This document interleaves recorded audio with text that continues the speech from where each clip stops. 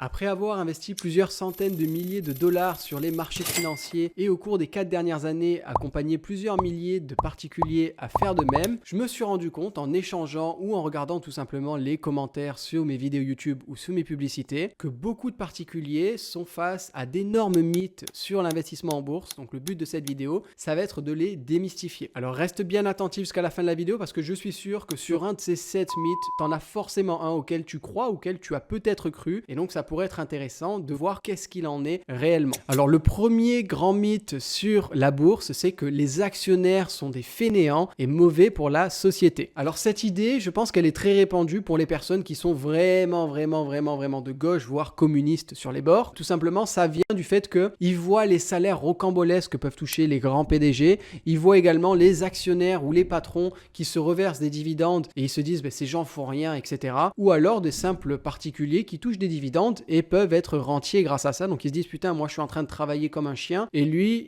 il est tranquille au soleil et vivre de ses dividendes. Ce qu'il faut comprendre avec ça, c'est que premièrement, pour pouvoir investir en bourse et toucher des dividendes qui te permettent de vivre, il faut que tu mettes de l'argent. Il faut investir de l'argent. Pour investir cet argent, tu dois produire de la valeur. L'argent va venir d'un salaire, va venir d'une entreprise, mais il vient pas de nulle part. C'est ensuite que tu vas l'investir. Une fois que tu gagnes de l'argent, tu as deux choix. Soit tu le dépenses complètement, soit tu vas l'épargner et commencer à l'investir. Donc si tu commences à l'investir, forcément, tes investissements, le but c'est que ça grossisse et que tu commences à en profiter. Donc c'est pour ça qu'on va avoir cette idée du feignant, alors qu'à la base, si tu n'as pas d'argent, tu ne dois pas avoir ça. La deuxième chose là-dedans, c'est que jusqu'à il y a encore quelques années, l'investissement en bourse était vraiment réservé entre guillemets à une élite. C'était surtout des grandes familles qui se transmettaient leur richesse en bourse pour échapper à de l'impôt, pour échapper à plein de choses et surtout aussi parce que c'était souvent des entreprises qui étaient familiales. Donc là, ça a mis dans la tête des gens que investir en bourse et de voir ces familles qui travaillaient pas de génération en génération ou alors qui voyaient que les enfants dilapidaient et tout ça, et donc on voyait dans les news, les films, les séries et tout ça, que les enfants de riches avaient des belles vies, ça crée des sortes de tensions et de jalousie, c'est ce qui peut mettre ça dans la tête des gens. Et le fait que les actionnaires soient mauvais pour la société, il faut comprendre une chose, c'est que sans les actionnaires, t'aurais pas de coca dans ton frigo. Sans les actionnaires, t'aurais probablement pas de vaccin pour tes maladies, t'aurais probablement pas d'innovation, t'aurais pas de téléphone, t'aurais pas tout ça. Sans les actionnaires, les entreprises ne peuvent pas se financer. Les entreprises ont besoin d'argent pour payer des chercheurs qui vont développer des nouveaux vaccins, qui vont développer des produits, qui vont essayer de gérer des transportations pour que les produits américains soient en Europe, etc.,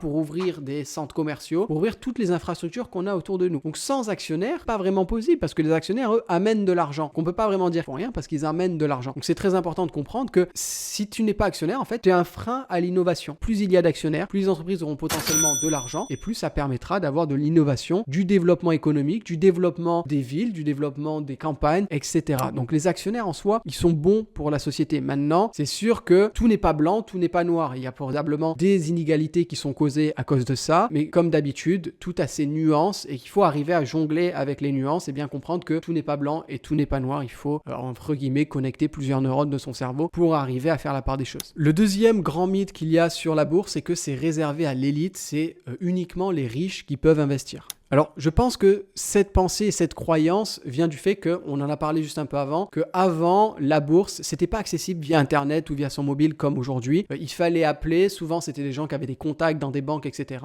Et c'était des trucs très familiaux où l'éducation de la bourse se faisait en famille avec le père, le grand-père. Et donc, c'était quelque chose qui se transmettait comme ça. Et donc, les gens pensaient que c'était vraiment pas accessible. Il n'y avait pas toute l'information qu'on a aujourd'hui pour apprendre. On n'avait pas toutes ces vidéos YouTube, toutes ces formations en ligne, tous ces livres aussi écrits. Il n'y avait pas tout ça. Donc, c'était beaucoup plus dur d'acquérir des connaissances là-dessus. C'est pour ça qu'on pense que c'était réservé à une élite. Il y a aussi le fait qu'en France, il n'y a personne qui investit en bourse. Il n'y a vraiment personne. C'est moins de 10% de la population qui achète régulièrement des actions. Donc, c'est pas quelque chose d'ancré dans notre culture, entre guillemets. Donc, il y a ce rejet un petit peu de ça, ce qui fait que ça nous met des œillères et on imagine que seules les personnes qui sont riches peuvent investir parce que les seules choses qu'on voit sur la bourse, c'est soit des gens qui gagnent énormément d'argent, soit des gens qui ont tout perdu parce qu'ils ont voulu jouer. Ce que tu dois comprendre aujourd'hui, c'est qu'avec moins de 100 euros, tu peux acheter des actions. Tu as des actions qui coûtent 10 balles, des actions qui coûtent 20 euros, 50 euros. Tu en as aussi qui coûtent 2000 euros comme Hermès, mais globalement, tu as des actions qui ne sont vraiment pas chères et qui coûtent que quelques dizaines d'euros. Donc, tu peux commencer en investissant là-dedans. Le troisième grand mythe, c'est qu'il faut beaucoup d'argent pour gagner en bourse. Alors, ça dépend encore une fois de comment on voit les choses. Si tu vois les choses littéralement à l'instant T quand tu commences, oui, si tu veux toucher des beaux dividendes ou si tu veux gagner de belles sommes d'argent, il faut avoir beaucoup d'argent à investir, mais ça, c'est sur le jour J. Parce que par exemple, si tu investis 1000 balles balles et que sur un an tu fais 10%, à la fin de l'année tu auras gagné 100 balles. Ok, ça va pas vraiment t'aider, ça va pas vraiment faire grand chose pour toi. Maintenant, il y a quelque chose qui est formidable, c'est ce qu'on appelle les intérêts composés. Et donc ces 1000 balles qui prennent 10% par an, l'année d'après c'est 1100 balles qui vont prendre 10%. Ensuite ça continue, ça continue, ça continue et ça augmente grâce aux intérêts composés. Si en plus de ça, tous les mois tu vas rajouter une partie du salaire que tu auras gagné, ça va encore une fois faire tourner les intérêts composés, les augmenter année après année. Et si en plus encore tu réinvestis les dividendes que tu gagnes, tu fais vraiment rouler une boule de neige et sur 10, 15, 20, 30 ans, tu vas voir vraiment une réelle différence. Donc oui, à l'instant T, si tu veux investir sur même pas un an, il faut avoir un très gros capital pour que ce soit quelque chose qui puisse te permettre d'en vivre pleinement. Maintenant, si tu es patient, si tu investis sur du long terme, tu n'as pas besoin d'un gros capital, tu as juste besoin de régularité, d'investir tous les mois et de surtout laisser faire les intérêts composés. Quatrième grand mythe, c'est que le dividende n'enrichit pas les actionnaires. Et ça, c'est une de mes favorites parce que je suis un investisseur dans des entreprises qui payent des dividendes. Donc forcément, c'est un truc que tu vois passer partout. C'est peut-être l'argument numéro 1 que les gens vont avoir qui sont un peu contre les dividendes. Alors il faut savoir que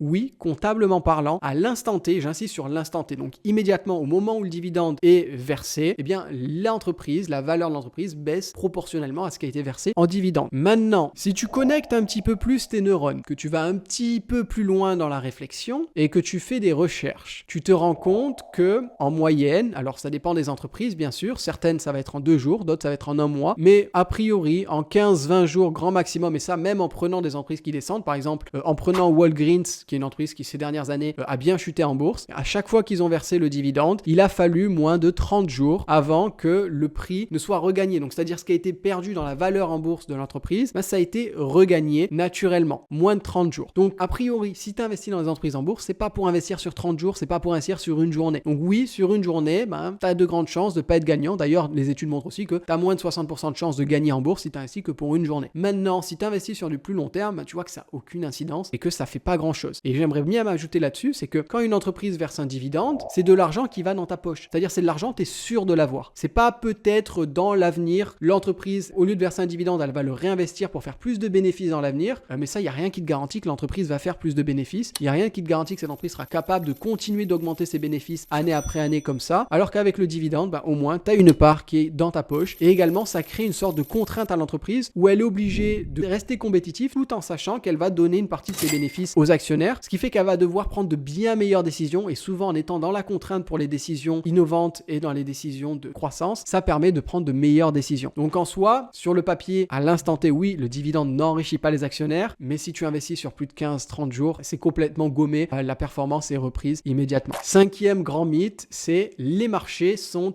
efficients. Alors un marché efficient, globalement, ça veut dire que tout est pricé au bon prix. Alors quand le marché est efficient, ça veut dire que à chaque instant où on regarde le marché, il est au bon prix par rapport aux fondamentaux économiques, par rapport à ce qui se passe dans l'économie, qu'à chaque fois, c'est le bon prix. L'idée que le marché soit efficient, ça vient surtout du fait qu'il y a tellement d'acteurs en bourse qui ont tous des intérêts plus ou moins différents et surtout des horizons d'investissement différents que, en fait, à chaque fois, les achats et les ventes font que sur le moment T, c'est la réelle valeur de l'action qui est affichée quand tu regardes et quand tu ouvres tes graphiques. Alors, j'ai un avis assez partagé là-dessus parce que je pense et je suis convaincu que dans la grande majorité du temps, les marchés sont efficients. Maintenant, il existe des anomalies parce qu'il faut le rappeler, le marché est régi par des humains. C'est des humains qui achètent et qui revendent leurs actions. Et ce qu'il faut comprendre avec ça, c'est que l'humain n'est pas un être rationnel. Okay, on part facilement dans des décisions émotionnelles et également, on est biaisé comme pas possible. Okay, et se battre contre ces biais, c'est quelque chose d'extrêmement difficile et la grande majorité des personnes qui investissent en bourse sont remplies de biais qui n'ont même pas conscience qu'ils peuvent avoir ces biais. Donc, à cause de ça, ça ferait que les marchés, à certains moments, ne seraient pas du tout efficients. On peut prendre par exemple la bulle Internet. Est-ce que vraiment, il y a besoin de débattre pour dire que les marchés n'étaient pas efficients à cette période? Quand tu avais des entreprises qui avaient été formées quelques semaines auparavant, qui ne faisaient pas de bénéfices, qui avaient à peine fait un site web et acheté un nom de domaine, qui étaient cotés à 100, 200, 500 fois les bénéfices, qui étaient cotés avec des capitalisations boursières vraiment énormes, on peut bien comprendre que là, il n'y a pas trop d'efficience. Deuxième moment, c'est quand par exemple en 1926, il me semble, ou 29, quand les marchés boursiers ont perdu quasiment 20% en une journée, est-ce que en une journée, la valeur intrinsèque de chaque entreprise a réellement baissé de 20%? C'est-à-dire, est-ce que les bénéfices des entreprises, à cause de cette journée, ont baissé de 20%? Malheureusement, non, c'est pas ce qui s'est passé. Donc, tu comprends bien qu'il y a des périodes, il y a des moments où les marchés ne sont pas efficients. Et donc, c'est là qu'on va trouver des opportunités quand on arrive à trouver ce moment où le marché, visiblement, n'a pas l'air d'être efficient par rapport aux fondamentaux de l'entreprise. Maintenant, je l'accorde, une grosse majorité est assez efficiente. Sixième mythe, c'est le prix prix d'une action peut remonter à son plus haut historique. Alors je vais t'expliquer un petit peu plus ça. Je reçois souvent des messages de personnes qui me disent « Ah tiens, regarde, tu penses quoi de cette action? Il y a quelques années, ça valait 100$. Aujourd'hui, l'action cote à 20$. Donc si j'achète à 20$, potentiellement, je vais faire x5 quand elle va remonter à ces 100$ parce que l'action a l'air intéressante. » L'idée, en fait, non, c'est pas comme ça que ça fonctionne parce que pourquoi l'action était à 100$? Ce qui fait monter le prix d'une action, c'est l'offre et la demande sur le titre, mais également les ratios entre les bénéfices et la valeur de l'entreprise. Donc si elle est montée aussi haut, mais que quand elle est montée aussi haut, elle avait un PE ratio de 200, 300, donc 200 ou 300 fois les bénéfices, et qu'au final, les années qu'on suivi, on s'est rendu compte que finalement, ça valait pas ça, ça va être très compliqué qu'elle remonte ici, parce que ça voudra dire que soit il va falloir qu'il y ait une nouvelle bulle qui apparaisse sur cette entreprise, soit que les bénéfices augmentent tellement jusqu'à ce que ça vaille en ayant un PE ratio, on va dire normal entre 15 et 30, mais que les bénéfices ont tellement augmenté que c'était l'équivalent de ce qui valait 300 fois les bénéfices il y a quelques années en arrière. Donc tu peux bien comprendre que dans certains cas, ça peut pas vraiment fonctionner comme ça. C'est quasiment impossible. Donc ne te fais pas avoir, c'est pas parce qu'une entreprise était haute il y a quelques années et qu'aujourd'hui elle est basse qu'elle va forcément remonter. Exemple là-dessus, tu vas avoir l'entreprise Cisco, je pense, qui n'est toujours pas remis de la bulle internet qu'il y avait dans les années 2000. Intel, c'est à peu près pareil, ça a dû mettre du temps avant de se remettre de la bulle internet en 2000, des prix que ça avait atteint. Pourtant, ça fait 20 ans et qu'on a eu un énorme marché haussier depuis cette période et surtout après la reprise de 2008, les marchés ont vraiment explosé à la hausse. Donc ne te fais pas avoir avec ça, le prix d'une action ne peut pas forcément remonter à son plus haut historique. Et même si l'entreprise ne fait pas de faillite ou même qu'elle a continué d'avoir une croissance de ses revenus, ok? Le dernier mythe que tu vas découvrir, c'est celui où les gens disent que les actions les plus intéressantes sont les plus chères, donc ça sert à rien d'investir en bourse, c'est trop compliqué pour moi, j'ai pas assez d'argent. Ça vient du fait qu'on a des actions, par exemple Hermès, LVMH, qui cotent à 2000, 600 euros, 800 euros. Donc on va se dire, putain, il faut que je débourse 2000 euros pour m'acheter une action, j'ai pas trop les moyens, je peux pas investir tout ça. Alors aujourd'hui, on a des fractions d'actions, donc ça change un petit peu, mais souvent, il y a ce truc ancré dans la tête des gens que vu que le prix de l'action est cher, forcément, l'entreprise est d'excellente qualité, qui n'est absolument pas le cas. Ce qui régit le prix d'une action, c'est l'offre et la demande et aussi les actions en circulation. Donc il faut bien comprendre tout ça et ça veut pas forcément dire qu'une entreprise à 2000 va être plus intéressante qu'une entreprise qui cotait à 100$ ou à 50$. Donc sors-toi ça de la tête. Tu peux avoir d'excellentes entreprises qui ont probablement des meilleurs fondamentaux que certaines entreprises qui sont cotées à 1000 ou 2000$ sans pour autant avoir ce prix-là. Un autre élément aussi qui fait que le prix des actions peut baisser, par exemple Amazon, il y a pas longtemps, a fait un stock split. Donc le stock split, ça veut dire que quand tu avais une action, tu te retrouves à la place d'en avoir une qui coûtait 2000, tu te retrouves à en avoir 10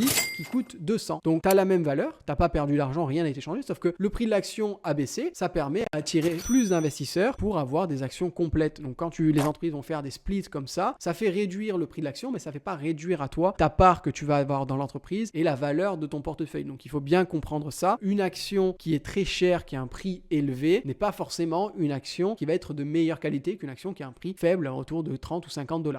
C'est tout pour cette vidéo. Si tu veux aller plus loin, je t'ai préparé une liste de 43 entreprises qui me semblent sous-évaluées et qui reversent un dividende depuis plus de 20 ans. Tu peux y accéder gratuitement en cliquant sur le lien dans la description. Dis-moi également en commentaire quels sont les mythes que tu as pu voir passer sur la bourse, lesquels auxquels tu as cru et que maintenant tu crois moins, ou ceux auxquels tu crois toujours à l'heure actuelle. Ça peut être très intéressant d'en débattre. Si cette vidéo t'a plu, pense à lâcher un pouce bleu. Abonne-toi également en activant la petite cloche pour ne rien rater des prochaines vidéos. Et je te dis à très vite pour un nouvel épisode. Ciao, ciao.